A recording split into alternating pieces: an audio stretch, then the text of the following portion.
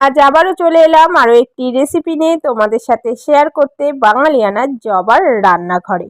এখানে আমি 2 কিলো মতো দুধ নিয়েছি আর একটা দুধের প্যাকেট আমি এক্সট্রা নিয়েছি। তো যে পাত্রে আমি রেসিপিটি তৈরি করব সে পাত্রে দুধের প্যাকেটগুলিকে কেটে একে একে দুধগুলিকে ঢেলে নেব।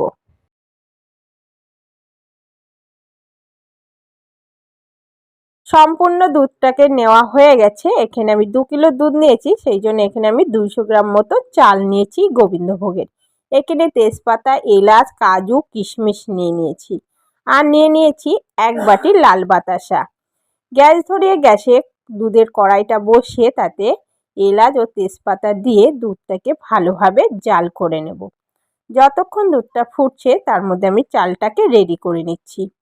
তো গোবিন্দভোগের চালটা আমি একটা প্লেটের উপর নিয়ে তাতে 3 চামচ মতো ঘি দিয়ে ভালোভাবে চালটাকে মাখিয়ে নেব।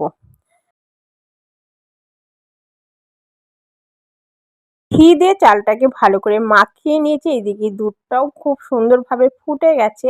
এবার আমি একটা বাটিতে কিছুটা দুধ তুলে নেব, যেহেতু এখানে একটা প্যাকেট দুধ কিন্তু এক্সট্রা দিয়েছি। তুলে নেওয়ার পর দিয়ে দেব ঘি মাখিয়ে রাখা গোবিন্দভোগের চালটাকে, দিয়ে গ্যাসের আঁচটাকে কম করে দিয়ে চালটাকে ভালোভাবে ফুটতে দেব। বাড়িয়ে দিলে কিন্তু দুধটা শুকিয়ে যাবে, কিন্তু চাল কিন্তু সেদ্ধ হবে না।